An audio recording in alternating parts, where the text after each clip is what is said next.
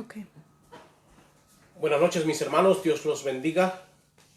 Estamos muy agradecidos con el Señor de poder llegar a este viernes, un nuevo fin de semana más.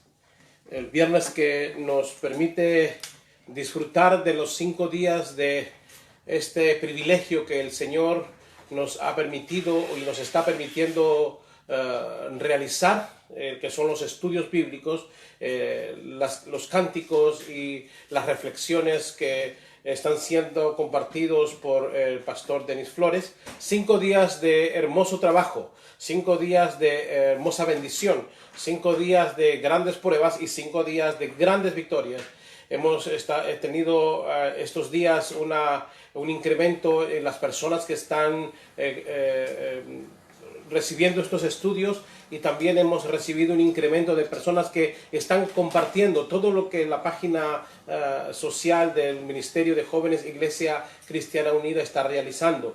Un agradecimiento enorme en nombre de todas las personas que hacen posible todo esto, porque no es solamente el pastor Denis Flores ni mi persona las que están realizando todo esto, sino hay un grupo grande que está ayudándonos en la realización de todo esto. La familia de mi hermano Denis, mi familia, el apoyo del liderazgo de nuestra congregación y sobre todo las oraciones de ustedes que hacen posible que esto sea hecho de la manera como se está haciendo. Muchísimas gracias por su aceptación, muchísimas gracias por lo receptivo que han sido a la palabra del Señor. Muchas gracias por sus comentarios, muchas gracias por los comentarios, los consejos que están dejándonos en las páginas sociales. Estamos teniéndolos muy en cuenta en todos los consejos que nos están dando para hacer mejor estos estudios, presentarlo de una mejor manera. Siempre hacer un programa en vivo es bastante retador, pero le damos gracias al Señor que nos está permitiendo, a través de la práctica constante de todos los días, consideramos haciéndolo un poco mejor cada vez. Mis hermanos, gracias una vez más, y un agradecimiento a las personas que han entrado en contacto con nosotros, están metiéndose a la página en este momento, a las personas que lo harán en el transcurso de este programa y a las personas que lo harán después de que acabe este programa. Muchísimas gracias por lo que ustedes están haciendo. Son una gran bendición a este ministerio. Si no existieran personas que escucharan, no habría sentido ni razón de exponer la palabra del Señor, pero el Señor es muy maravilloso y está bendiciendo, nos está favoreciendo con su presencia. Así que muchísimas gracias. En este viernes vamos a compartir palabras que el Señor, nuestro Señor Jesucristo, expresara en la cruz del Calvario. Vamos a centrarnos completamente en la imagen del Cristo en el madero. Vamos a concentrarnos completamente en las 7 últimas palabras que el Señor Jesucristo expresó estando ya agotado, después de haber recibido los azotes, después de haber recibido el castigo, después de haber sido maltratado, injuriado, después de haber perdido muchísima sangre, después de haber caminado, haber hecho el recorrido hacia el Gólgota. Estamos viendo ese Cristo. Vamos a analizar las palabras de ese Cristo que está exhausto, que está cansado, que está agotado, físicamente expuesto a una tortura física y emocional. El día de ayer empezamos analizando el estado emocional de cómo estaba nuestro Señor en el huerto de Getsemaní. Y el día de hoy vamos a continuar reflexionando sobre ese Cristo en el madero, que físicamente estaba completamente agotado y está a punto de entregar el Espíritu al Padre, está a punto de culminar esa primera gran parte de su ministerio con excelencia, que era la muerte. La muerte no fue nunca una derrota, fue una victoria, pero al final la muerte es incompleta si no hay resurrección. Entonces la parte hermosa de su resurrección la vamos a estar observando en el domingo. El pastor va a traer un sermón sobre la resurrección. Es la culminación de todo el ministerio terrenal de Cristo Jesús. Hoy vamos a llegar hasta su muerte y vamos a analizar específicamente las 7 últimas palabras de nuestro Maestro en la cruz del Calvario. Como siempre, vamos a empezar con una oración. Vamos a pedirle a nuestro Señor de su sabiduría, de su dirección, para que podamos desarrollar esta reflexión. La vamos a hacer de la misma manera como lo hicimos el día de ayer, saliendo un poquito del formato que ya habíamos organizado de preguntas y respuestas. Vamos a reflexionar de la misma manera como lo hicimos ayer sobre el sacrificio de Cristo, y al final de nuestra charla o de nuestra disertación, de nuestra exposición, vamos a tener un tiempo de la misma manera como lo tuvimos ayer, de poder escuchar algunos testimonios, de poder escuchar algunas peticiones, de poder escuchar algunos comentarios y poder compartirlos al aire para que podamos todos ser bendecidos. Así que, mis hermanos, vamos a orar. Dios y Padre, gracias le damos en este maravilloso día, en este maravilloso momento, en esta maravillosa hora que usted nos permite acercarnos, Señor, a su palabra, para que a través de su palabra y a través de estos medios, Señor, de tecnología, de estas redes sociales, podamos, Señor, compartir aquello que en el corazón suyo está. Señor, por casi 2000 años estamos repitiendo estas historias y uno nunca, Señor, se cansa de encontrar enseñanzas cada vez que uno analiza el texto bíblico en relación con este tema específico de las 7 palabras. Uno no se cansa, Señor, de encontrar verdades y verdades y verdades, Señor, que usted desea que aprendamos. El día de hoy no va a ser la excepción. Permita, Señor, que su palabra pueda tocar lo más profundo de nuestro ser. Que nos acerquemos, Señor, a escuchar esta reflexión sobre las 7 últimas palabras de nuestro Señor en la cruz, no de una forma histórica, no solamente recordar las palabras que Él dijo o las razones por las que las dijo, sino que podamos encontrar en las palabras de nuestro Señor la bendición para nuestra vida práctica. ¿Qué podemos aprender de esas palabras, de esas frases maravillosas que emergieron de la voz de nuestro Señor? Permítanos entender, Señor, la enseñanza que usted quiere traernos y que podamos tener la esperanza que su palabra dice que tiene, Señor. Estas 7 palabras que nuestro Señor Jesucristo profirió en la cruz son palabras de esperanza, son palabras de aliento. Son palabras que nosotros creerlas y aplicarlas, vamos a ver la bendición también como lo fue en el momento para todas las personas que estuvieron alrededor de nuestro Señor. Gracias por este tiempo. Permítame una vez más suplicarle, Señor, por sabiduría. Permítame, Señor, una vez más suplicarle por una palabra, Señor, sencilla, fácil de entender. Le rogamos que sea así. Por Cristo Jesús nuestro Señor. Amén. Mis hermanos, antes de continuar, me gustaría que pudiéramos orar por nuestra hermana Paulina Cruz. Nos llamaron hace un momento, hemos estado en contacto con nuestra hermana estos días, todas estas semanas hemos conversado bastante con ella, hablando con ella. Dios nos ha puesto en el camino de ella para poder estar caminando con ella en estos tiempos difíciles que está enfrentando. Dios nos ha bendecido con ese privilegio de estar compartiendo con ella. Y llamó a mi esposa, se comunicó con mi esposa desde el hospital el día de hoy. Pensábamos que estaba infectada con este coronavirus. ha tenido un contacto con personas que han estado expuestas a esto, y la persona falleció. Ella está internada, parece que le declararon con neumonía en este momento.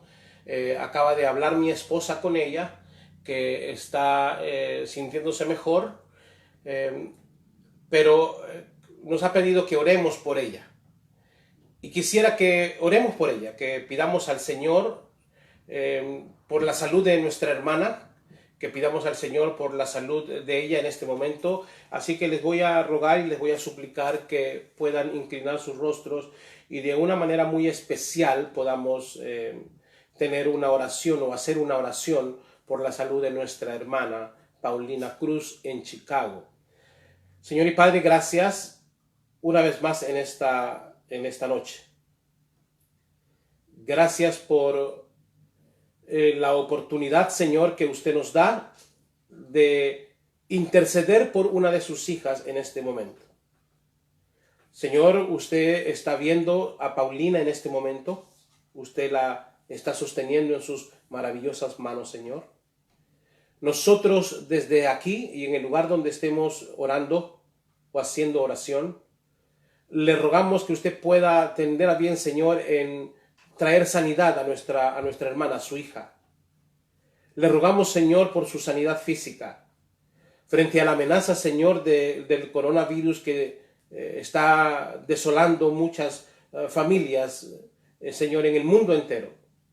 Nosotros como hijos suyos le rogamos, Padre, que usted tenga bien el poder, Señor, curar ese cuerpo, sanar ese cuerpo de la enfermedad que pueda tener.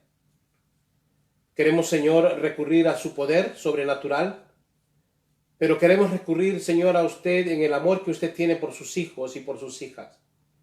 Y que su soberana voluntad permita, Señor, responder de acuerdo a como usted desea que es mejor para la vida de ella, para el cuerpo de ella, por el bienestar de ella y la tranquilidad de su familia. Bendice, Señor, a nuestra hermana, y al orar por ella, ponemos, Señor, a todos los enfermos que nosotros podamos conocer, aquellos que están cercanos a nosotros, aquellos que son lejanos a nosotros, en cualquier parte del mundo, que están sufriendo, Señor, por la razón que sea. Le pedimos, Señor, de que usted tenga misericordia. En el bendito nombre de Cristo Jesús, su Hijo. Amén. Baja eso, el caliente, por favor.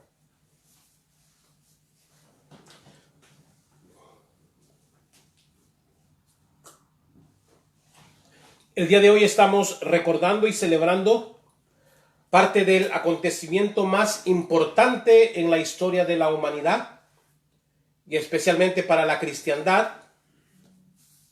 Estamos recordando las últimas 7 palabras o frases que Cristo nuestro Señor pronunciara antes de su muerte. Como les dije al principio, les ruego que se concentren en el Cristo en el madero. Esa imagen de ese Señor con el cuerpo completamente destrozado, completamente molido por los golpes, por el maltrato, una cabeza rodando la poca sangre que ya le queda, después de haber sido coronado con una corona hecha de espinas. Vamos a empezar a entender cuáles son las enseñanzas que el Señor Jesucristo tuvo en mente cuando dijo estas palabras. Recuerde algo muy importante: todo lo que el Señor dice, todo lo que encontramos en la palabra del Señor tiene sentido y nada está por rellenar. Nada en la palabra del Señor está ahí porque no había nada más que poner y de pronto el autor se le ocurrió agregar lo que podemos encontrar. Eso nunca fue así, nunca es así. En la palabra, cuando usted lea la palabra del Señor, todo lo que encuentra en la palabra del Señor, por más sencillo, simple o sin importancia que usted crea que es, realmente es importante. Así que vamos a empezar con la primera palabra. Padre, perdónalos porque no saben lo que hacen. Padre, perdónalos porque no saben lo que hacen. La primera de estas palabras nos muestra la expresión de amor la expresión de misericordia y también la expresión llena de gracia de un hombre, de un hombre real hacia quienes fueron sus detractores, hacia sus enemigos, hacia quienes los estaban maltratando, lo habían maltratado. La pregunta que me gustaría hacer aquí, frente a esta expresión, la primera palabra de nuestro Señor es: ¿cómo es que un hombre que había sido azotado, golpeado, escupido, herido, ultrajado y humillado, y que ahora estaba colgando de un madero, expuesto a la más vil de las muertes, cómo pudo un hombre en esa condición hacer y decir semejante declaración? ¿Por qué no utilizar este último aliento de vida para pedir a su Padre la venganza, el castigo y el dolor para todos aquellos que habían declarado y hecho tan grande mal contra él que humanamente hubiese sido aceptable? Si pudiéramos en esta noche nosotros dejar correr nuestra imaginación e intentáramos visualizar vivamente este cuadro de dolor, este cuadro de angustia, y quizás los que han visto la película La Pasión de Cristo, podríamos tener una ayuda en cuanto al ambiente supremamente cruel, injusto e inhumano por la calidad y cantidad de castigo al que Cristo fue sometido. La película La Pasión de Cristo ha sido considerada una de las películas más brutales que han reflejado el sacrificio de Cristo Jesús. Muchos críticos la consideran como una innecesaria muestra de castigo y derramamiento de sangre. Sin embargo, déjeme decirle que aunque es la película que más se ha acercado al relato bíblico, aunque es la película que más se ha acercado al relato bíblico, no está ni siquiera cerca de lo que realmente Jesucristo, nuestro Señor, experimentó. Aunque esta película es la que mejor refleja el castigo que el Señor Jesucristo experimentó y sufrió, está muy lejos del relato bíblico de ser una película siquiera que se acerque al tamaño castigo que el Señor Jesucristo experimentó. Padre, perdónalos porque no saben lo que hacen. No es una simple expresión, o por lo menos no es tan simple como nosotros nos hemos acostumbrado a oírla, sino que fue una súplica, un ruego en medio del dolor intenso, en medio de la más extenuante deshidratación que un cuerpo de carne y hueso podría ser sometido. Nadie nunca va a poder entender o comprender a profundidad lo que esta declaración implica. Pero vamos a tratarnos de nosotros de entenderlo a través de tres puntos principales, o tres pensamientos que nos van a ayudar a entender o a comprender, intentar comprender la profundidad de la expresión de nuestro Señor y lo que el Señor desea y anhela que nosotros tomemos para nosotros, para que nosotros podamos aplicarla. Esta es una enseñanza práctica para nuestra vida. Es una enseñanza que demanda una acción de parte de nosotros como creyentes, aquellos que estamos entendiendo o que hemos entendido el sacrificio de Cristo Jesús y lo hemos aceptado como la propiciación por nuestra propia maldad. Esto es una invitación a practicar algo muy importante. Primero, esta súplica va dirigido al Padre. Dice, Padre. Va dirigido al Padre.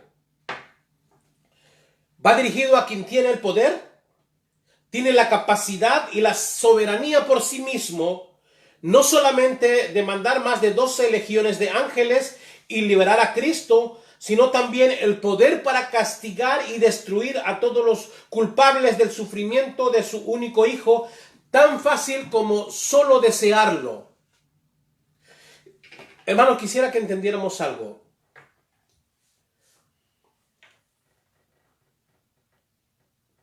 El Señor se estaba refiriendo y le estaba elevando o estaba iniciando estas 7 palabras encomendando todo a su Padre. Dios Padre tenía la capacidad, con solamente desearlo, de que todo ese sufrimiento de su Hijo pudiera ser diferente. Él pudo, con solamente desearlo, poder destruir a todos los enemigos que en ese momento se habían levantado en contra de Cristo Jesús y lo habían llevado a esa condición y a ese estado. Es decir, el Señor Jesucristo está recurriendo a la persona con mayor autoridad, el único que tiene la soberanía no solamente de esa circunstancia, sino de toda la creación, de todo lo creado, de aquello que podemos ver y de aquello que no podemos ver. Segundo, Él hace una súplica a ese Dios Padre de lo más profundo de su ser. Dice: Padre, perdónalos, perdónalos. Y si notamos, esta palabra está en plural, perdónalos. No dijo perdone solamente, dijo perdónalos.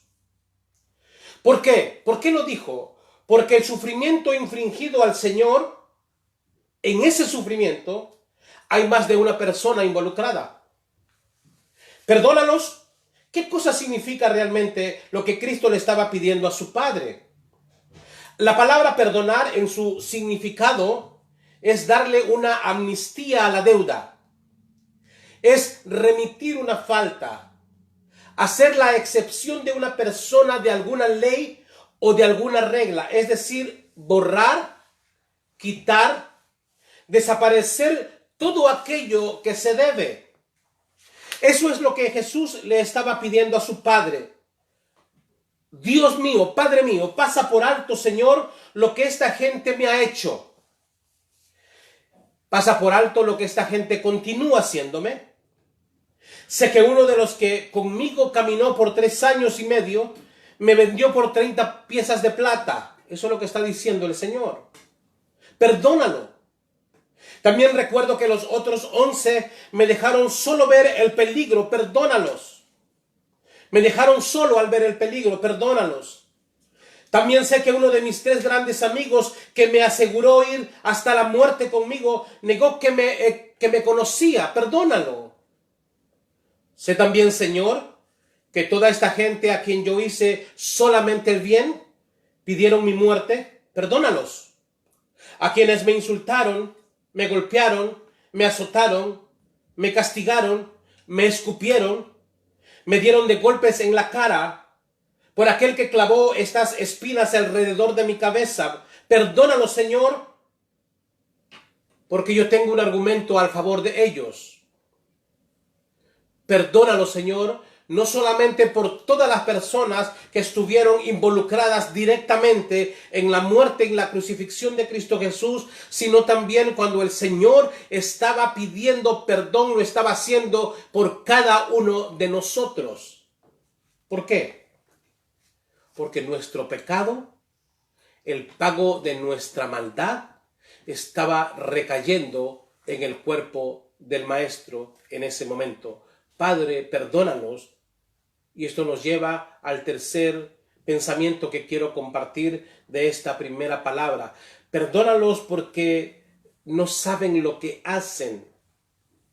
El Señor recurre a la ignorancia como argumento para solicitar el perdón. Padre, perdónalos porque son ignorantes, están ignorando algo. Perdónalos porque ellos no saben lo que hacen, están ignorando la procedencia de su actitud, están ignorando mi sacrificio, están ignorando que todo esto es necesario. Perdónalos porque no saben lo que hacen, dice el Señor. Señor, perdónalos porque ellos desconocen que así convenía que sucedieran estas cosas. Perdónalos porque ellos desconocen que así nosotros 3, Padre, Hijo y Espíritu Santo, planeamos esto desde la eternidad. Perdónalos porque ellos desconocen que conviene que yo muera por todo el pueblo, por toda la humanidad. Te pido que los perdones para que todos ellos tengan esperanza de volver a ti.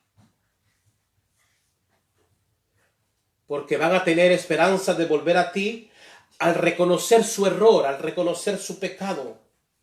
Porque yo vine no para condenar al mundo, sino para que todos sean salvos por mí. Perdónalos porque ellos todavía no entienden todo esto. Podemos entender ahora el motivo que Cristo tuvo para interceder por cada uno de nosotros en la cruz del Calvario. Porque sin equivocarnos, mi hermano, usted y yo estuvimos también presentes en ese lugar. Nuestros pecados llevaron a Cristo a padecer también. Y desde ese momento el ser humano está en la libertad de aceptar o rechazar este ruego, esta intercesión de Cristo, por ejemplo, como lo hizo Judas. El Señor estuvo intercediendo en la cruz por Judas también. De la misma manera y con el mismo amor que lo hizo por Pedro, que lo hizo por sus demás apóstoles, de la misma manera que estaba intercediendo por usted y por mí, también lo hizo por Judas, que teniendo el camino libre por Cristo, prefirió el suicidio, o como aquel soldado, escuche bien, que seguramente fue uno de los que golpeó, se burló y jugó con las ropas de Cristo, pero pudo decir al final, realmente, este era el Hijo de Dios. Cristo todavía está con la petición constante delante de Dios. Padre, perdónalos porque no saben lo que hacen. ¿Cuál es la enseñanza práctica para nosotros? Como estábamos diciendo el día de ayer, en el perdón que el Señor ofreció a Judas al llamarlo amigo frente a su traición, el Señor en esta noche también nos anima a nosotros y nos exige y nos pide que si nosotros somos seguidores de Él y hemos entregado nuestra vida a Él, que podamos perdonar a las personas que nos han hecho daño. Que podamos pedir perdón a las personas que nosotros hemos lastimado y hemos hecho daño. Y si usted que me está escuchando no sabe cómo perdonar, porque no conoce a Cristo, porque no ha entregado su vida a Cristo, esta noche es la oportunidad de poder hacerlo para que usted tenga la capacidad de perdonar como Cristo perdonó. Porque cualquiera pues que no perdonare a su prójimo sus ofensas, tampoco mi Padre que está en los cielos les perdonará. Y el mismo argumento de ignorancia es el mismo argumento que el Señor nos pide que nosotros usemos frente a la agresión y al maltrato de otros. No saben lo que hacen. Cuando se levantan contra usted, no saben lo que hacen. Cuando mueren. Y que el Señor ensucie a ellos para convencerlos que su actitud y su comportamiento ha sido erróneo. Mire al soldado en la cruz. Después de maltratarlo, después de ser uno de los que participó en el castigo de Jesucristo, llegó a decir verdaderamente este era el Hijo de Dios. Por favor, descanse en eso. No llene su corazón de odio, no llene su corazón de rabia. Padre, perdónalos porque no saben lo que hacen. Mire lo que es la segunda palabra de Jesucristo. Lo encontramos en Lucas 23, vamos a buscar Lucas 23, versículo 32. Si usted no apuntó la porción de la primera palabra, se encuentra en Lucas 23, 34. Padre, perdónalos porque no saben lo que hacen, se encuentra en Lucas 23, 34. Y ahora vamos a ver la segunda palabra de Jesucristo. Entonces Jesús le dijo, de cierto te digo que hoy estarás conmigo en el paraíso. Y vamos a la palabra del Señor en Lucas capítulo 23, del 32 en adelante, del 39 en adelante. Lucas 23, del 39, versículo 39 en adelante. Recuerde que es versículo, no es verso, es versículo. Y uno de los malhechores que estaban colgados le injuriaba, se burlaba, lo insultaba, diciendo, si tú eres el Cristo, sálvate a ti mismo y a nosotros. Respondiendo el otro, le reprendió diciendo, ¿ni aún temes tú a Dios estando en la misma condenación? Nosotros a la verdad justamente padecemos porque recibimos lo que merecieron nuestros hechos, mas este ningún mal hizo. Y dijo a Jesús: acuérdate de mí cuando vengas en tu reino. Entonces Jesús le dijo: de cierto te digo que hoy estarás conmigo en el paraíso. ¿Qué podemos aprender de esta narración? Vemos a tres personas envueltas en esta narrativa. Ahí están los dos ladrones que la historia secular ha llamado el ladrón malo y el ladrón bueno, y al Señor Jesucristo. Vemos primeramente a dos hombres enfrentando una realidad en común en muchos aspectos. En muchos aspectos. Ellos eligieron el mismo camino. El mismo camino. Seguramente abrumados por la falta de oportunidad como existe el día de hoy. Seguramente por la propia maldad de sus corazones, ambos eligieron un mismo camino, el ser ladrones. El usar la violencia, la maldad como estilo de vida. Estas dos personas habían elegido un mismo camino. Y es muy seguro que estas personas habían escuchado o habían visto a Jesucristo realizar su ministerio, o por lo menos habían escuchado de Cristo Jesús, de este hombre. Pero estos dos personas tienen algo muy en particular. Eligieron el mismo camino, el camino de ser ladrones, de usar la violencia, de usar la maldad como estilo de vida. La forma como buscar su sustento diario lo hicieron a través de sacar lo peor de sí. Enfrentaron el mismo dolor, el dolor del rechazo de la sociedad. Era muy difícil para una persona que empezaba a robar dejar de hacerlo, porque al ser señalados por la sociedad del momento, les hacía muy difícil el poder reinsertarse a la vida de la sociedad de una forma normal. No podían.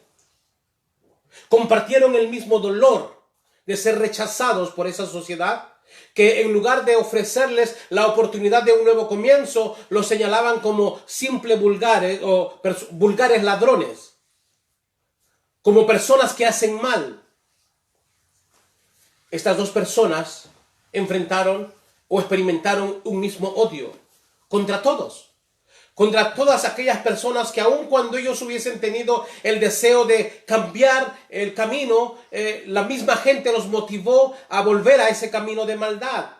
Experimentaron el mismo odio por la sociedad, ese odio que los llevó a seguir hurtando, a seguir robando, a seguir delinquiendo, a seguir haciendo el mal.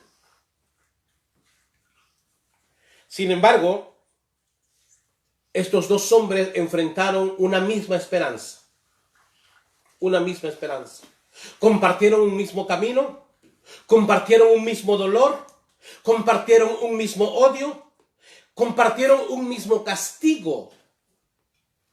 Están experimentando un mismo castigo. Los dos están crucificados, pagando, como dijo uno de ellos, justamente la razón de su maldad. Están recibiendo el justo castigo a sus actos, a sus hechos. Pero estos dos hombres también enfrentaron una misma esperanza.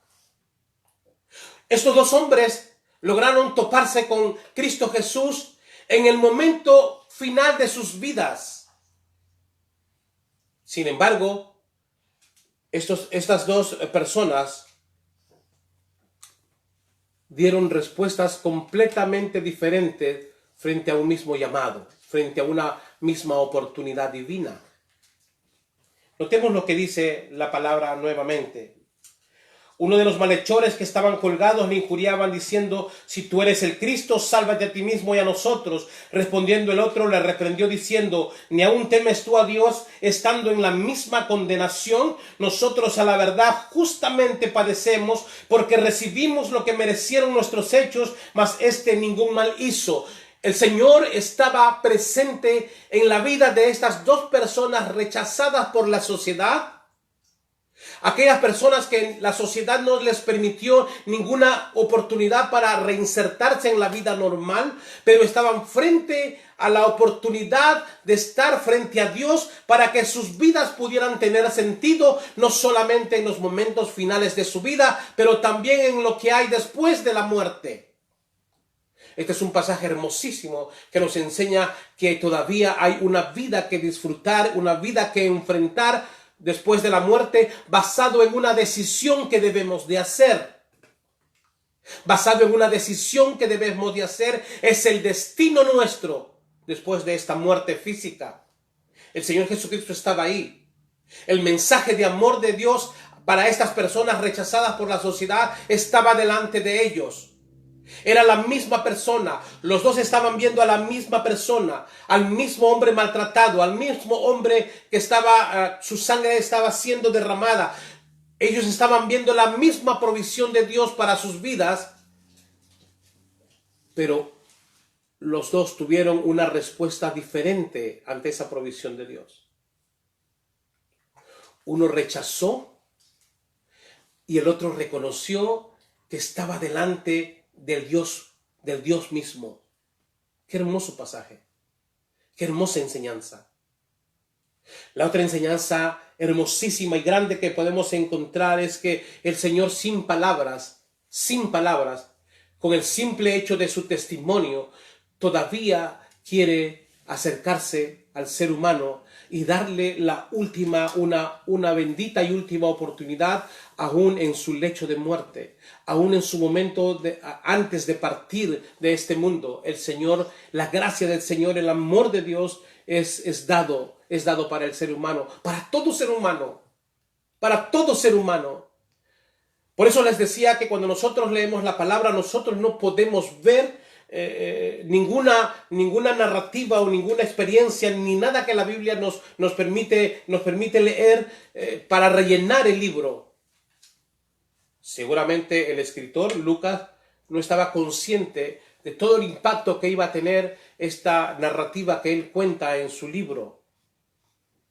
Pero esto nos ha enseñado a que podamos entender que tenemos el Dios de las muchas oportunidades, que incluso antes de la muerte nosotros tenemos una oportunidad de regresar a Él. Note algo muy importante. Estos hombres tuvieron la oportunidad de elegir su destino eterno.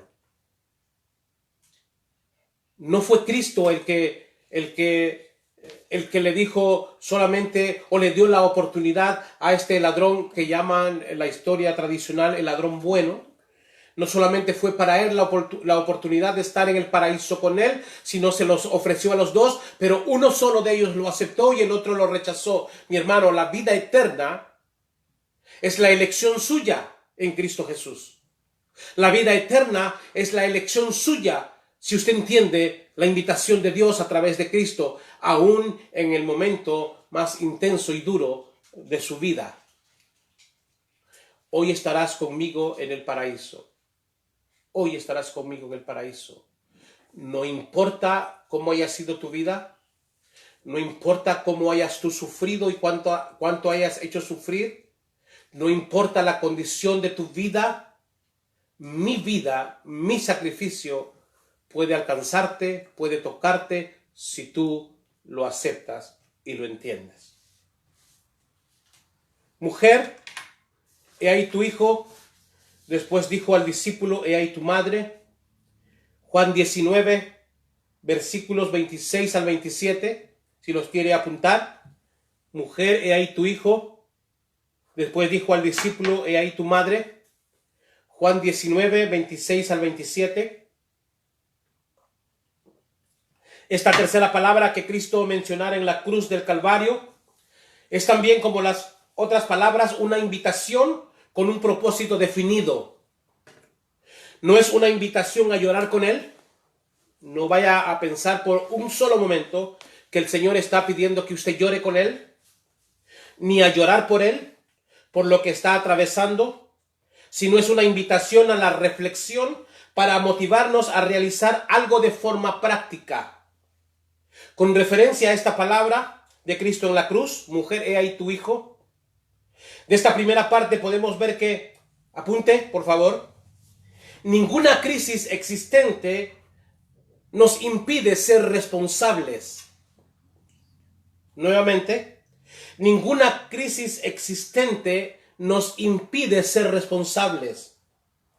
Podemos, al leer el contexto de este pasaje, Que Cristo Jesús estaba en la cruz quiere decir entonces que ya estaba ahí después de haber recibido azotes, golpes en la cara, escupitajos, insultos, burlas, de haber caminado un buen tramo de terreno y haberse caído por lo menos 3 veces camino al Gólgota, ahí con un cuerpo irreconocible sin poder moverse. Él levanta la mirada y ve a una mujer y a un muchacho.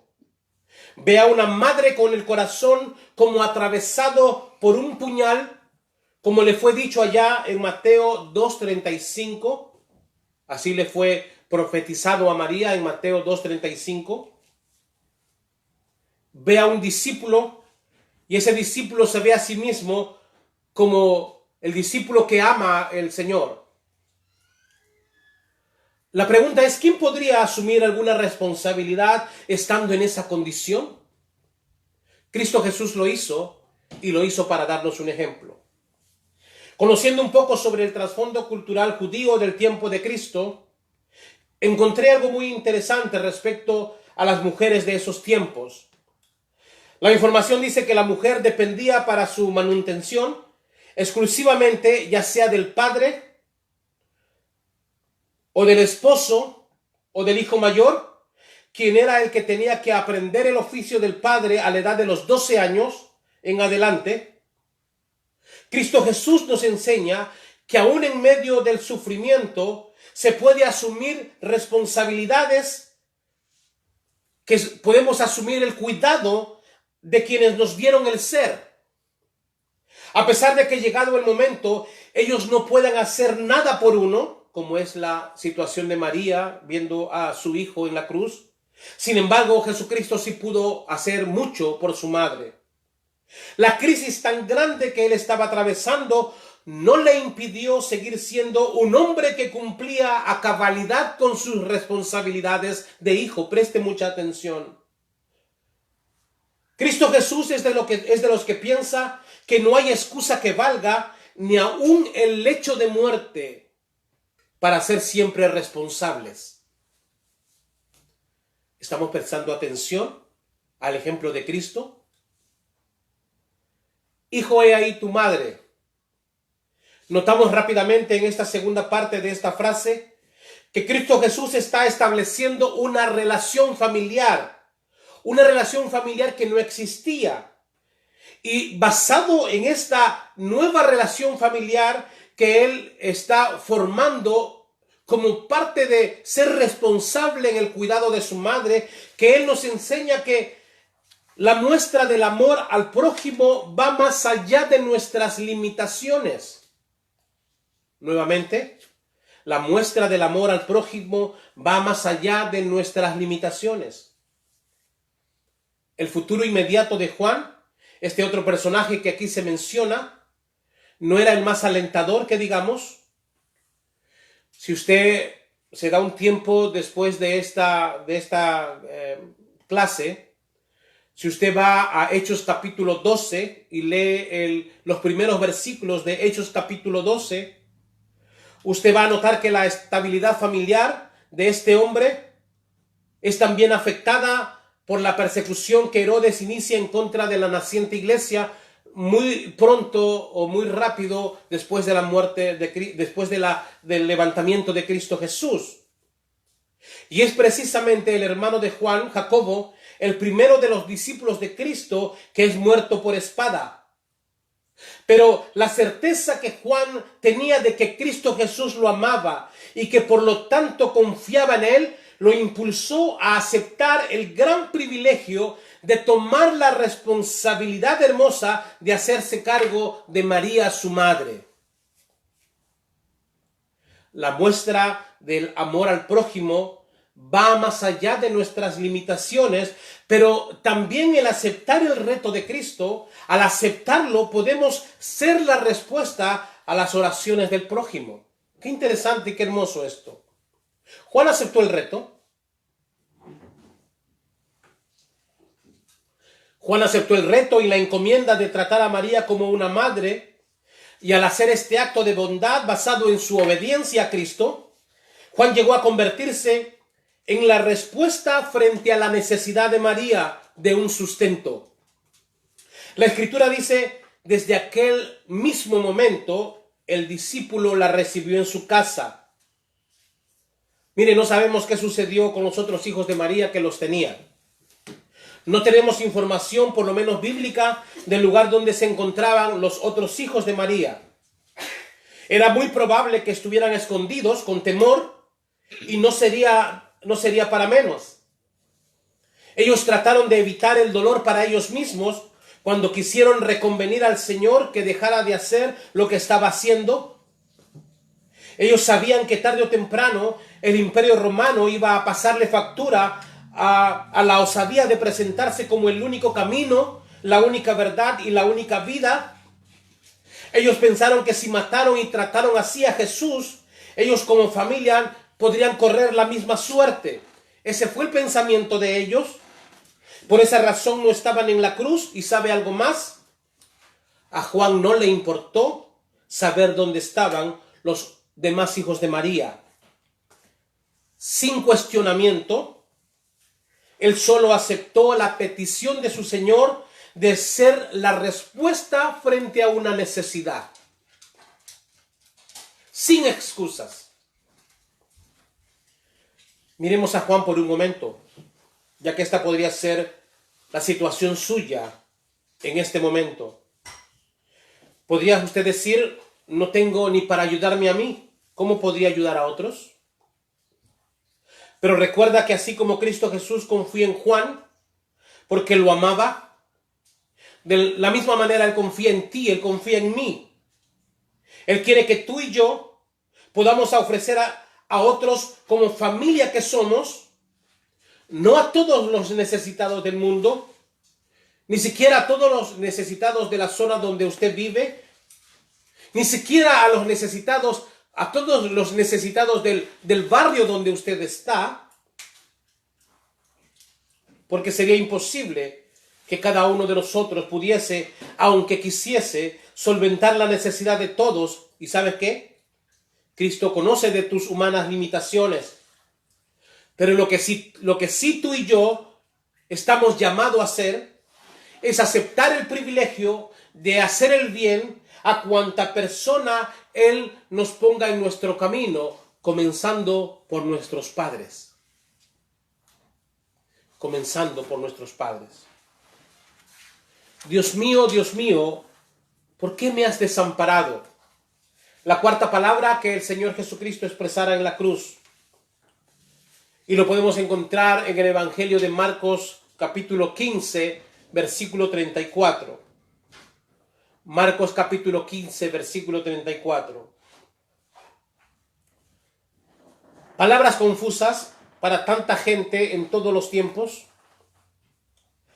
Confusas para los que lo oyeron de primera mano, ya que ellos creyeron que estaba llamando a Elías. Confusas para muchos el día de hoy. Aunque no se puede entender a profundidad cómo es que en el momento de mayor necesidad, Cristo siente literalmente o experimenta literalmente el desamparo o el abandono de su Padre, siendo de que nunca antes del evento de la cruz se había resquebrajado esa comunión eterna. La palabra griega que se traduce como abandono en esta expresión indica e implica que Dios el Padre se separó completamente de Cristo Jesús. No fue un abandono a medias, fue un abandono total. El apóstol Pablo explicaría más adelante en sus cartas la razón por la cual este evento pudo darse. Dice en 2 de Corintios capítulo 5 versículo 21. Por favor, apunte 2 de Corintios capítulo 5, versículo 21. Mire lo que dice el apóstol Pablo. 2 de Corintios 5, versículo 21. Al que no conoció pecado, por nosotros lo hizo pecado, lo convirtió en pecado, para que nosotros, al hacerse Cristo pecado, fuésemos hechos justicia de Dios en Cristo. al que no conoció pecado, por nosotros lo hizo pecado, para que nosotros fuésemos hechos justicia de Dios en él. Y también en Gálatas 1:4, apúntelo por favor, Gálatas capítulo 1, versículo 4 dice esto: Jesucristo, quien se dio a sí mismo por nuestros pecados, para librarnos del presente siglo malo, conforme a la voluntad de nuestro Dios y Padre. Dios mío, ¿por qué me has desamparado? La razón, según Pablo, del abandono y separación de Jesucristo de la Trinidad fuimos usted y yo. Ese cuerpo de Cristo en el madero, ante los ojos de Dios el Padre, estaba cargando el pecado suyo, el pecado mío, el pecado del mundo de todas las edades, el pecado de la humanidad de todos los tiempos, y la condición de Dios Padre de ser 3 veces santos evitó que Él tenga alguna comunión o relación con el pecado que Jesucristo estaba cargando sobre sí en ese momento en la cruz del Calvario. Sin embargo, Jesucristo tomó voluntariamente nuestro pecado y sufrió nuestro castigo.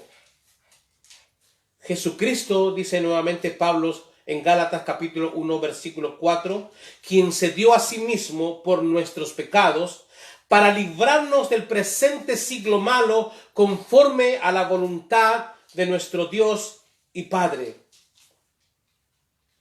Si leemos los evangelios, podemos darnos al menos una idea del sufrimiento físico de Cristo Jesús. E incluso bajo esta perspectiva se han realizado innumerables películas. Pero preste atención, mi hermano. Pero lo que nadie nunca podrá es imaginar, ni mucho menos explicar ni calcar siquiera el sufrimiento y el dolor que Cristo Jesús experimentó por la separación de su comunión con Dios Padre y Dios Espíritu Santo. Eso nadie lo va a poder explicar. Nadie. Dios mío, ¿por qué me has desamparado? Si Dios nos perdonara sin el mérito de Cristo, sería la más grande injusticia. Quizá por eso nosotros debiéramos reconsiderar nuestro concepto de salvación. Reconsidérelo bien. Porque muchas veces lo presentamos como gratuito y a pesar de que lo es para nosotros, la verdad es que costó muchísimo, aunque es ofrecida gratuitamente al ser humano. La ira de Dios, la justicia de Dios fue sobre Cristo. La separación de Cristo por nosotros para que nunca, ni en este momento de su vida terrenal, mucho menos en la eternidad, existiera más separación, sino unión, comunión, a los cuales Él nos invita a vivirla. Dios mío, ¿por qué me has desamparado? Él se apartó para que nosotros nunca nos apartáramos de Dios. Él pagó por nuestra comunión con Él.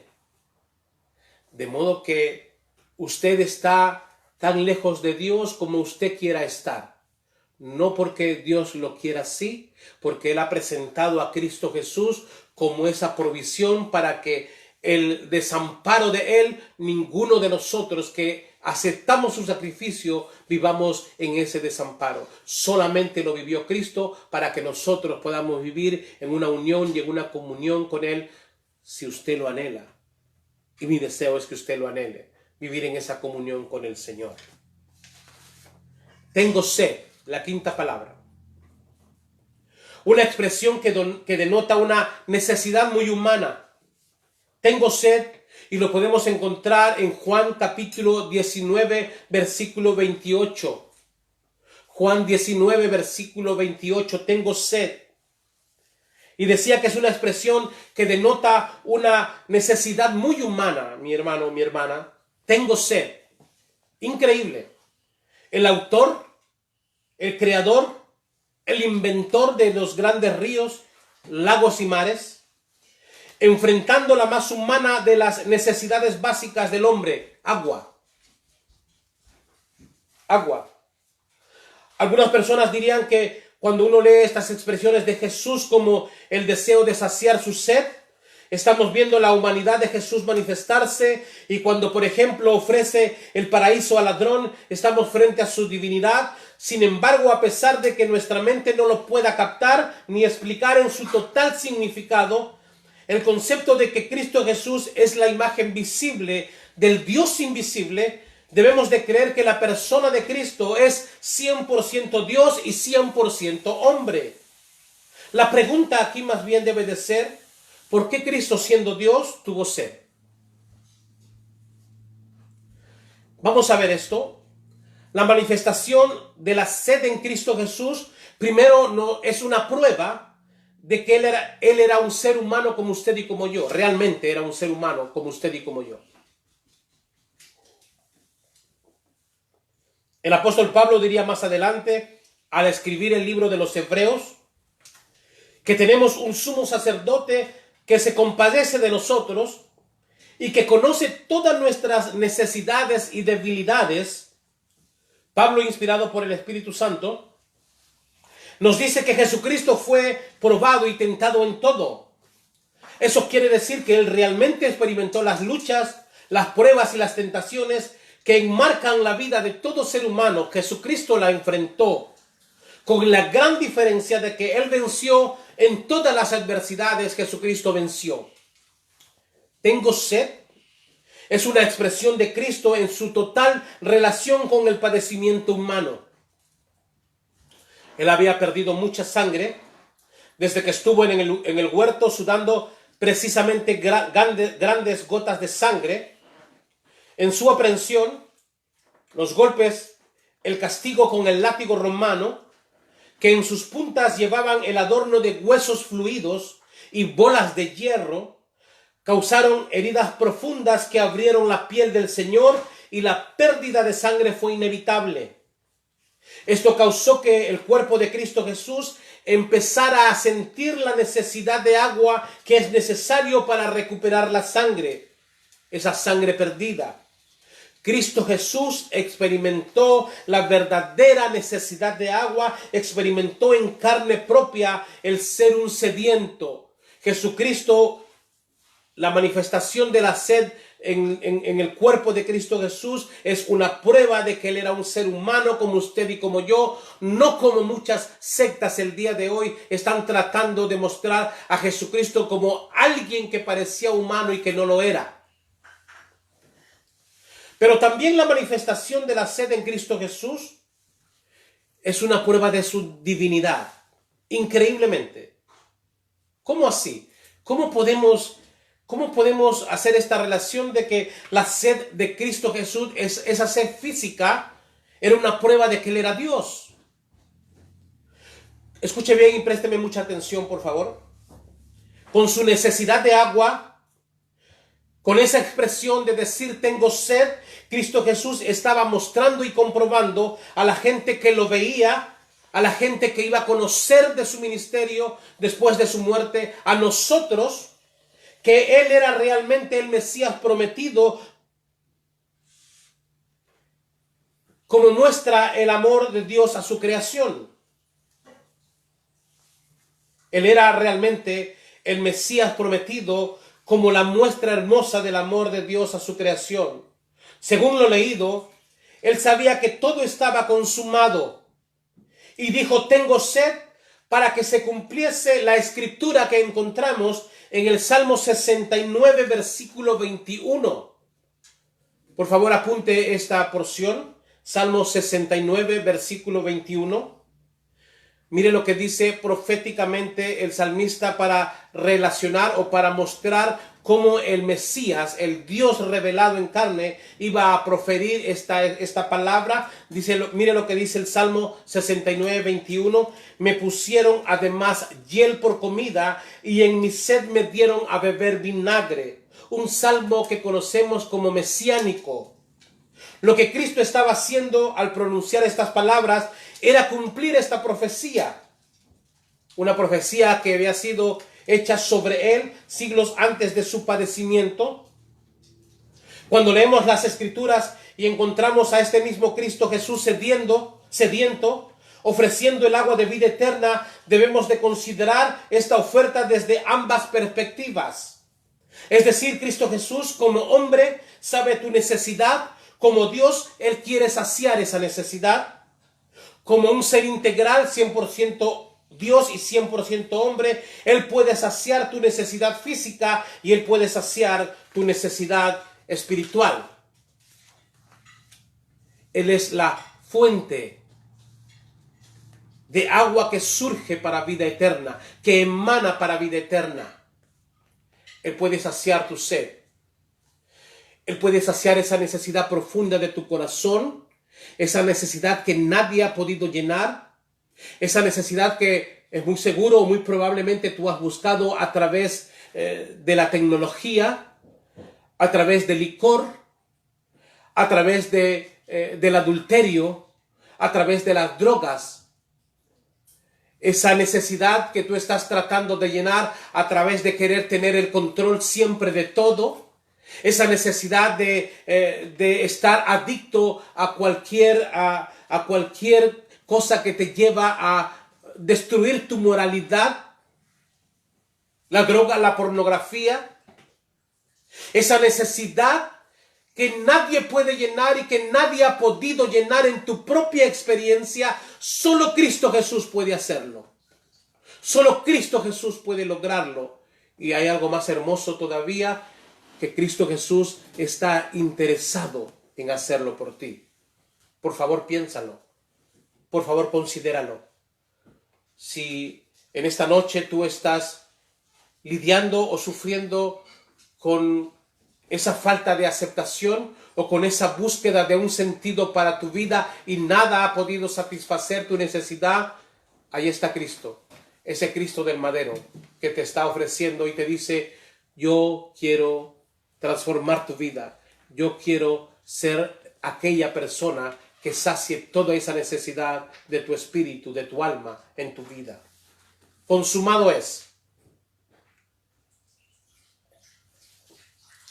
Juan 19, versículo 30, consumado es. Quisiera ilustrar lo que significa consumado es de esta forma. Consumado es, capítulo 19 de Juan, versículo 30. No sé cuántos de ustedes les gusta el fútbol, pero después de la final del partido del último mundial en la que Francia salió campeona del mundo, el grito de los jugadores, del técnico de la selección, fue Tetelestai. Tetelestai. Cuando un pintor o un escultor le da los últimos retoques a su obra maestra y se aparta de él, y no viendo que su obra necesite alguna corrección, él exclama: Tetelestai. El sumo sacerdote en los tiempos de Cristo, al revisar un cordero sin mancha y sin defecto, y al ofrecerlo como el sacrificio que demandaba la ley, él exclamaba al ver lo que veía, él decía: Tetelestai. ¿Qué significa esta palabra, Tetelestai? Es una palabra griega. Esta expresa una frase de satisfacción total, es decir, cuando hay alguien que dice Tetelestai, significa que antes de que su ejecutor lo realice, nadie lo pudo hacer, ni después de que su ejecutor lo realizó, nadie puede reabrir el caso. Es una obra perfecta, es una obra acabada, sin necesidad de volver a ser tocada. Esta palabra en nuestro idioma castellano significa consumado es. Tetelestai, consumado es. La obra perfecta ha terminado. No hay nadie que la pueda tocar, no hay nadie que le pueda agregar, no hay absolutamente nada que se le pueda hacer. Tetelestai, consumado es. Esta porción de Juan, capítulo 19, versículo 30, consumado es, o tetelestai en griego, con referencia a Cristo, debemos de entenderla como la culminación sin vuelta atrás del pago total de la deuda de nuestro pecado. La culminación sin vuelta atrás del pago total de la deuda que teníamos nosotros por el pecado. Esto es lo que Cristo estaba mencionando cuando ya sin ánimo, casi sin fuerzas, y a punto de entregar el Espíritu a quien podía cuidar de él, lo expresó: consumado es. El plan eterno y perfecto diseñado por Dios Padre, Dios Hijo, Dios Espíritu Santo, en relación con su creación, había llegado a su culminación total. La enemistad del hombre con su Creador, que imposibilitaba una comunión, había llegado a su fin. Ahora el hombre puede acercarse a Dios su Señor, a Dios su Creador, en una relación íntima de amor sin temor alguno. Consumado es, tetelestai. No hay nada, no hay nadie. Escuche bien esta declaración que voy a hacer, que espero no sea incómodo para su oído escucharlo, pero escuche bien lo que voy a aseverar en esta noche. No hay nada ni nadie, ni aun Dios mismo, si se lo propusiera cambiar o agregar o restar o aumentar o disminuir o sustituir el pago sin vuelta atrás por nuestros pecados. Cristo pagó por nuestras transgresiones. Él pagó en la cruz del Calvario con su vida, una vida pura, una vida transparente, una vida limpia, una vida perfecta. Antes de él nadie lo pudo hacer, después de él nadie lo puede remover. El pago de Cristo Jesús en la cruz del Calvario consumió totalmente nuestra deuda eterna con Dios y nos provee como resultado nuestra salvación, es decir, nuestro eterno vivir en comunión con Él. Usted no puede hacer nada por merecerla, usted no puede hacer nada para perderla. Nuestro Dios fue el artífice intelectual y práctico de esta hazaña tan magna, tan impresionante. Tetelestai, consumado es. Por favor, agréguele esto a que tetelestai, a diferencia de lo que pueda creer mucha gente o interpretar mucha gente, no es un grito de dolor. No es un grito de dolor, es un grito de triunfo. La muerte, la cruz, la muerte de Jesucristo era la forma que desde antes de la fundación del mundo había sido diseñado por la divinidad, por la Trinidad, para el pago de nuestros pecados, para volver la creación a su Creador. Satanás quiso evitar de muchas formas y en muchas circunstancias que Jesucristo llegara a la cruz y muriera por nuestros pecados. Él pensó que había derrotado a Cristo y quiso mostrar a un Cristo débil en esta expresión tetelestai. Sin embargo, no es así.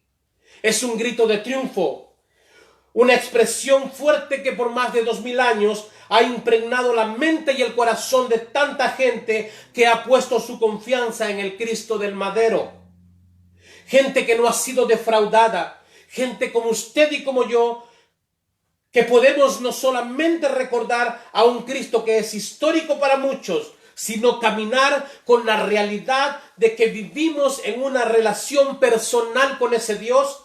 No hay nada ni nadie que pueda impedirlo. Recuerde, todo está consumado por el Señor, consumado es. Miremos el ejemplo de Cristo desde un punto de vista personal. El ejemplo de entrega, su ejemplo de dolor, de sufrimiento, trajo consigo la redención total de su creación. Es decir, escuche bien, Jesucristo llegó a la plenitud de su ministerio terrenal a través de estos elementos de sufrimiento. Como creyentes, debemos de saber darle al dolor y al sufrimiento una mirada desde el punto de vista de Dios. Usted y yo encontramos el verdadero secreto cuando sabemos que la clave está en que el sufrimiento es la plenitud de uno. Sin el sufrimiento, mi hermano, no hay realización. Sin el sufrimiento no hay vida. Sin el sufrimiento no hay logro. No hay esperanza. El sufrimiento son lecciones diarias que se usan para creer que Cristo en una cruz nos salvó. Consumado es. Vamos a entrar a la última de las palabras que el Señor Jesús mencionara en la cruz del Calvario. Padre, en tus manos encomiendo mi espíritu.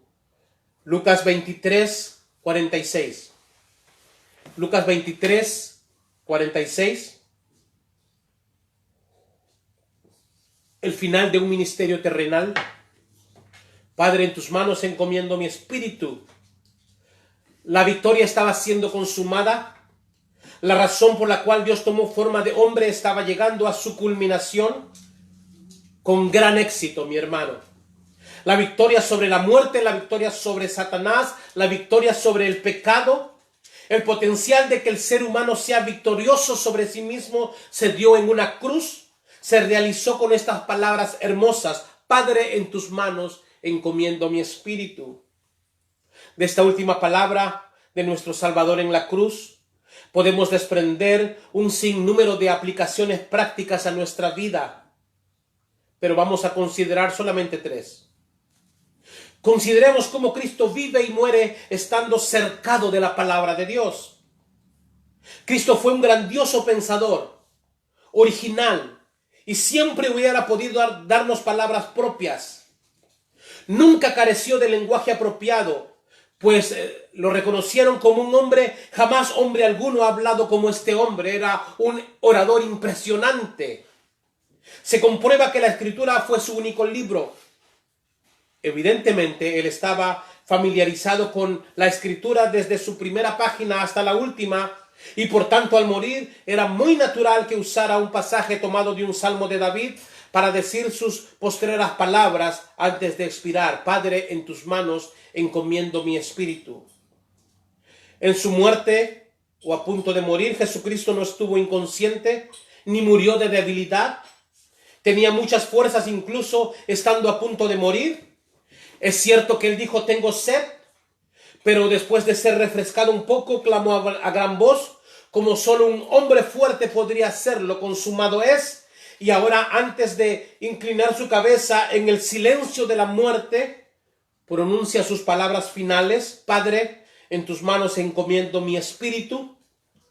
Nuestro Señor habría podido pronunciar, lo digo de nuevo, un discurso original, como su declaración antes de morir. Su mente estaba lúcida, estaba tranquila, estaba apacible. De hecho, era perfectamente feliz, pues ya había dicho: consumado es. Entonces, sus sufrimientos habían concluido y ya comenzaba a gozar del sabor de las dulzuras de la victoria. Sin embargo, no pronunció una nueva frase, sino que recurrió al libro de los Salmos y tomó esta expresión del Espíritu Santo: en tus manos encomiendo mi espíritu. Mi hermano, cuán instructiva es para nosotros esta gran verdad. ¿Cuál verdad? Que la palabra encarnada vivía en la palabra inspirada. La palabra era el alimento para el Señor, así como lo debe de ser para nosotros. Y hermanos y hermanas, si Cristo vivió de la palabra de Dios de tal manera, ustedes y yo deberíamos de hacer lo mismo. En algunos aspectos, él no necesitaba tanto de este libro como nosotros sí lo necesitamos.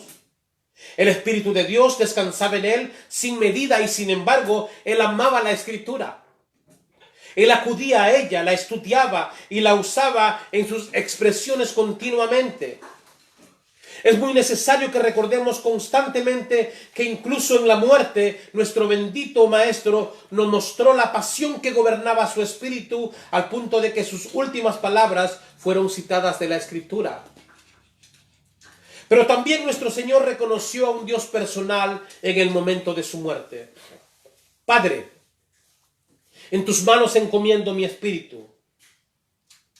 Es algo que no existía en el tiempo de Cristo. La gente no utilizaba a Dios en una relación personal.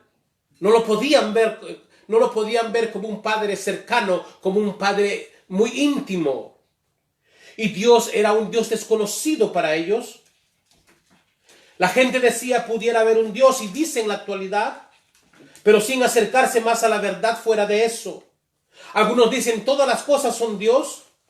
Nosotros no podemos estar seguros de que haya un Dios, dice otro grupo de gente, y por tanto no sirve de nada que pretendamos creer en Él y ser entonces influenciados por una suposición. Otras personas dicen: sí, realmente hay un Dios, pero está muy lejos de nosotros. Él no se acerca a nosotros y no nos es posible que se metiera en nuestros asuntos. Pero nuestro bendito Señor Jesucristo no creía en un Dios impersonal. Présteme atención, ya vamos a terminar. Nuestro bendito Señor Jesucristo no creía en un Dios impersonal, en un Dios soñador y lejano, sino en uno a quien le dijo: Padre, en tus manos encomiendo mi espíritu. Su lenguaje muestra que él se daba cuenta de la personalidad de Dios, de la misma manera que usted estaría reconociendo la personalidad de un banquero si usted le dijera: Señor, en sus manos entrego el dinero que he ahorrado. Yo sé que no debo decirle una cosa así a un maniquí, por ejemplo, o algo abstracto, o a la nada, pero sí se lo puedo decir a un hombre que vive, y que solo se lo debo decir a un hombre que vive. Entonces, mis hermanos, los hombres no entregan sus almas al cuidado de nadas imposibles. En la muerte el hombre no sonríe al tiempo de entregarle su alma a un desconocido. Eso no sucede. Nosotros solo confiamos en lo que conocemos. Y así Jesús conocía al Padre y sabía que era una persona real, que posee manos, y en esas manos encomendó su espíritu al partir.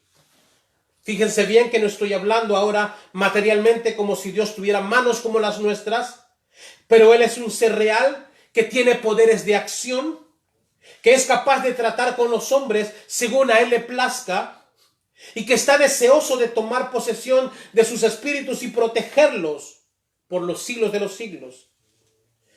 Jesús habla como alguien que creía esto y ruega que tanto en la vida y en la muerte ustedes y yo tratemos siempre con Dios de la misma manera. De la misma manera. Nuestro Señor reconoció a un Dios personal en el momento de su muerte. Jesucristo nos enseña la paternidad de Dios. Él no dijo: oh Dios, en tu mano encomiendo mi espíritu, sino que dijo: Padre. Él sabía que Él era el Hijo del Altísimo en un sentido especial y peculiar, y por tanto dijo: Padre mío. Y al morir su agonizante corazón fue sostenido y consolado por el pensamiento de que Dios era su Padre. Fue debido a que dijo que Dios era su Padre que lo mataron, y sin embargo ese conocimiento lo sostuvo incluso en la hora de su muerte, diciendo: Padre, en tus manos encomiendo mi espíritu. Qué bendiciones también para nosotros, hermanos míos, morir conscientes de que somos hijos de Dios. ¡Qué bendición! No es la muerte morir, hermanos. Y confiando en su Padre y en nuestro Padre, podemos llegar incluso hasta lo más profundo de la muerte sin tener los labios dudosos o temblorosos. Gozosos con toda la fuerza que poseemos, nuestros labios pueden ahora cantar confiadamente, retando a la muerte y al sepulcro a que acallen nuestra música, que siempre se eleva y siempre se intensifica. Padre mío, si yo estoy en tus manos, puedo morir sin miedo. Qué enseñanza tan hermosa de esta última palabra de nuestro Señor. Padre, en tus manos encomiendo mi espíritu. Nosotros podemos entregar o encomendar nuestro espíritu a Dios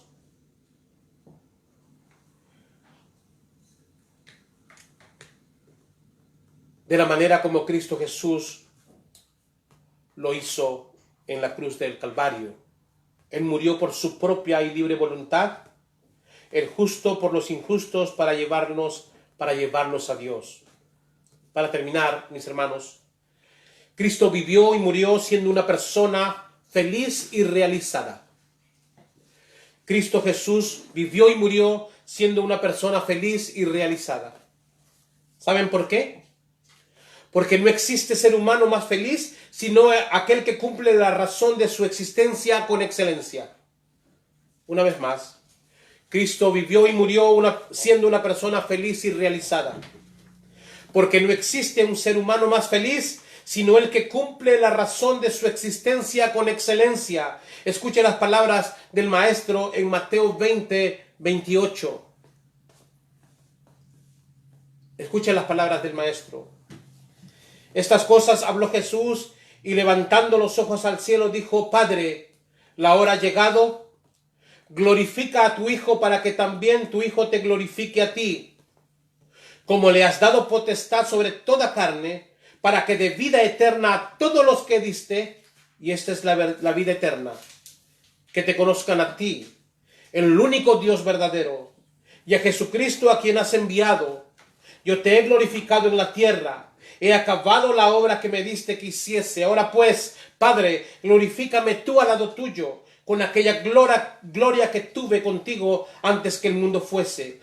Yo te he glorificado en la tierra, he acabado la obra que me diste que hiciese. Mi vida es una vida realizada, Padre. ¿Lo ve? Cristo cumplió su misión en la vida.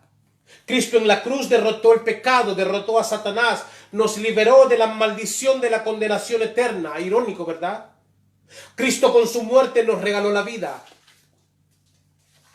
Padre, en tus manos encomiendo mi espíritu. En Cristo significó el último grito de victoria. Mi hermano, no llore por Cristo, viva para Él. No sufra recordando su muerte. Sufra cuando aún sabiendo lo que Él vivió, usted decide vivir para usted mismo. No se compadezca de Él, porque para Cristo el dolor, el abandono, el sufrimiento, la cruz fue el camino de la más excelente de las victorias y fue voluntario. Él eligió ese camino. De Cristo debemos aprender que no siempre el sufrir es malo. De Cristo debemos de aprender que el dolor muchas veces es el camino divino para encontrar la gloria.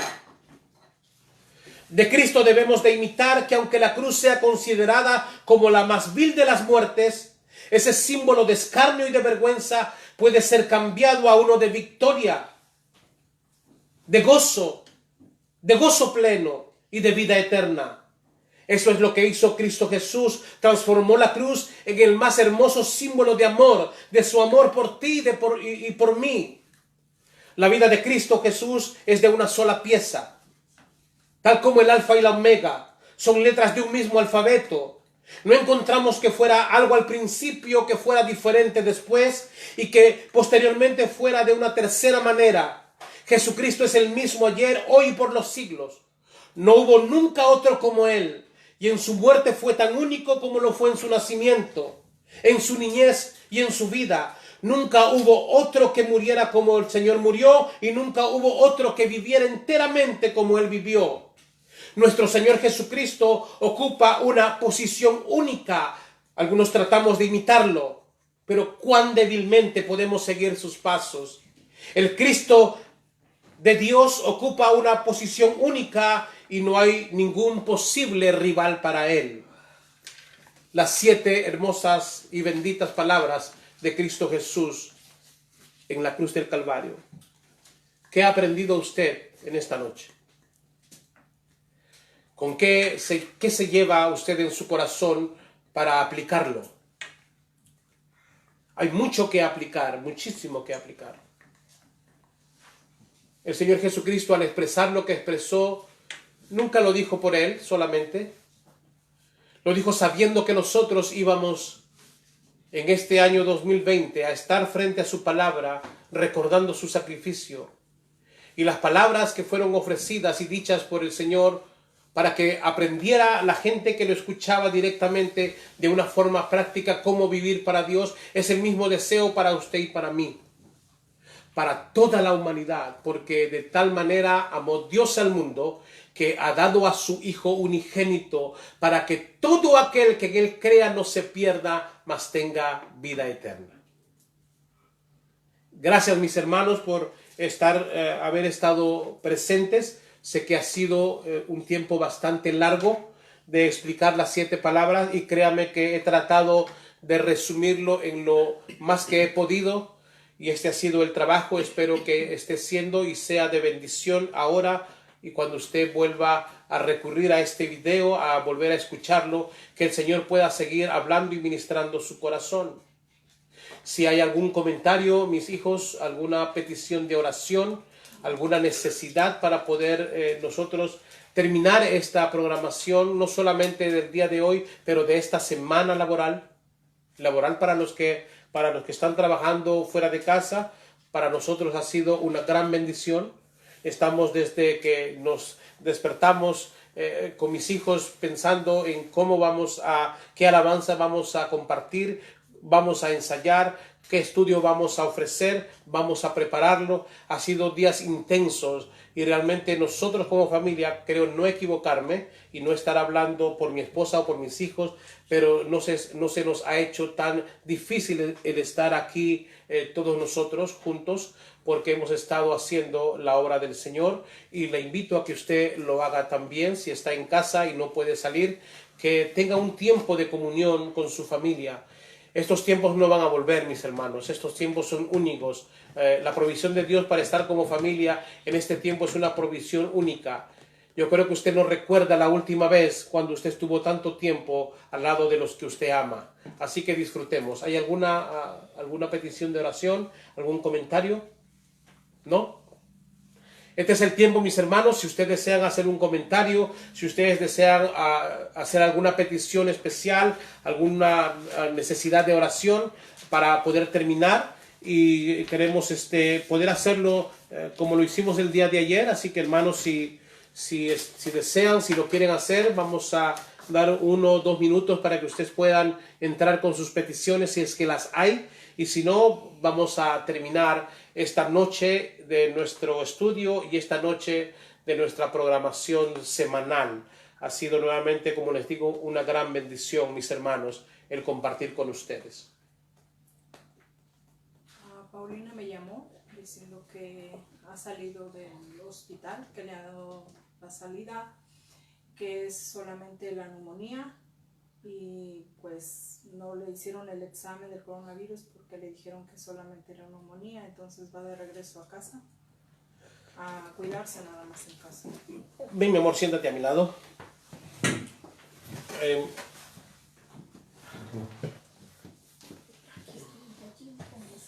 Perdone, mis hermanos.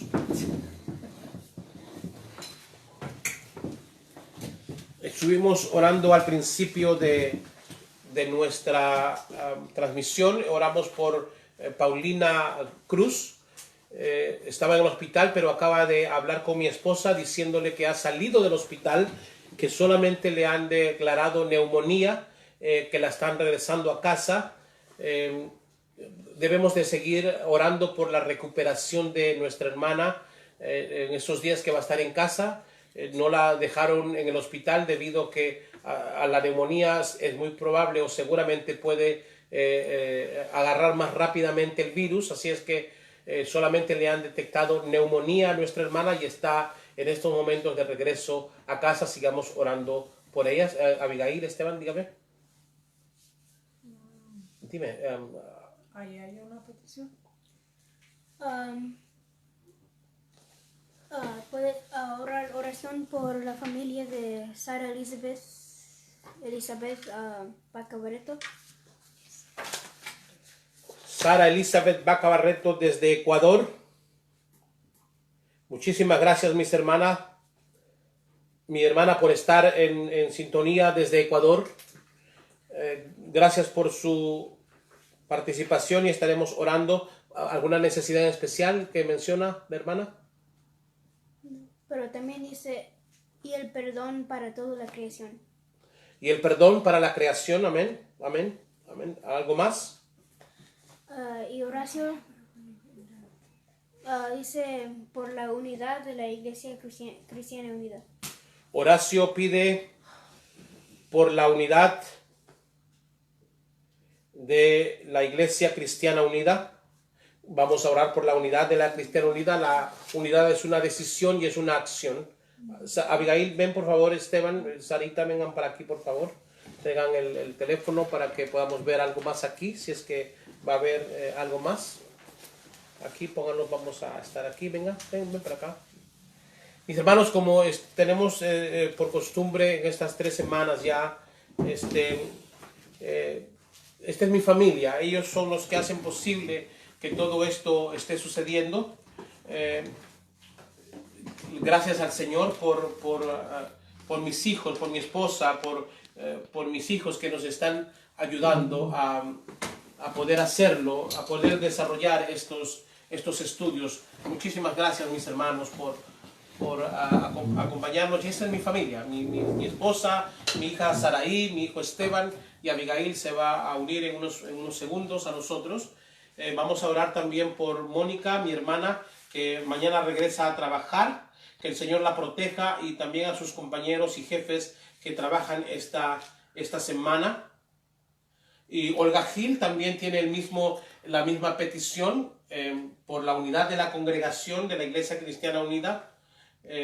Oremos por el mundo, dice nuestra hermana Marta Ávila. Gracias, Marta, por estar en sintonía. Nuestro hermano Fernando Gil dice: Dios bendiga a nuestros pastores. Muchísimas gracias por sus deseos, mis hermanos. Y la mejor forma que usted tiene para bendecirnos a nosotros es que por favor puedan orar por nosotros. El reto de enseñar, el reto de compartir estos estudios siempre es muy hermoso, pero necesitamos de su apoyo, de su ayuda en oración. Así que les rogamos que puedan orar por nosotros, oren por nosotros, por este ministerio que estamos juntamente con el pastor Denis Flores y su familia llevando a cabo. Así es que vamos a orar, mis hermanos, para que podamos terminar este tiempo. ¿Hay algo más? No.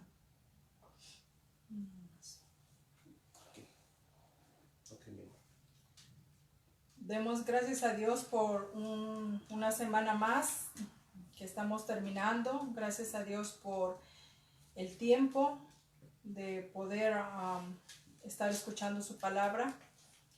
Y con estas peticiones, inclinemos nuestro rostro y pongámonos delante de Dios en oración.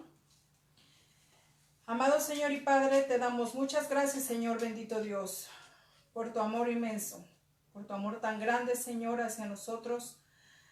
Padre, por estar recordando, Señor, lo que has hecho, Señor, por nosotros. Gracias por dar tu vida para perdonarnos, Señor. Gracias, Señor, por ese amor expresado, Señor, a través de tu Hijo. Bendito sea, Señor, tu nombre, y alabado sea, Señor. En esta noche, muy en especial, quiero pedirte, Señor, que bendigas a la familia de nuestra hermana Sara Elizabeth allá en Ecuador. Que tú seas, Señor, bendiciendo a cada uno de ellos, dándoles de tu amor y de tu cuidado, Señor.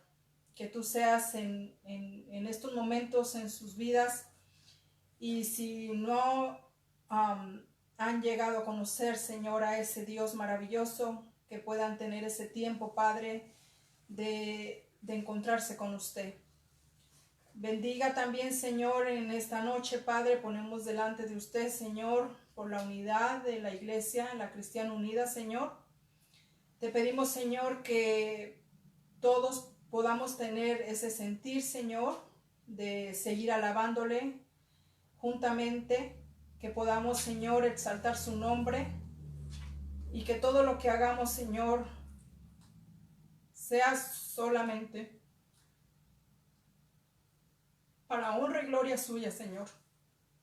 Gracias, Señor, por cada uno de mis hermanos. Bendígalos donde quiera que se encuentren. Cuídelos donde quiera que se encuentren, Señor. Y a todos en el mundo entero, Señor. Que sea este tiempo, Señor, para recordar que su amor es tan grande, Señor, y que usted lo que quiere es que nos unamos, Señor. También, Señor, le pido, Señor, en esta noche por Mónica. Mañana regresa nuevamente a trabajar. Señor, que sea acompañándola, cuidándola, Señor, de regreso a su trabajo. Con todo esto, Señor, que está pasando, le pedimos, Señor, de su protección por ella y por sus compañeros y por todos aquellos que están alrededor de ella, Padre. Que usted los pueda cuidar y guardar, Señor, y los lleve y los traiga con bien de regreso hasta sus casas.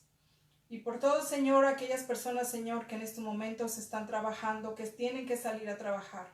Le pido, Señor, de su bendición, de su protección, que usted sea, Señor, cuidando, guardando, Señor, porque hay personas que los esperan en casa. Muchas gracias, Señor, por este tiempo maravilloso. Gracias por escuchar su palabra. Y gracias, Señor, porque tenemos esperanza en usted.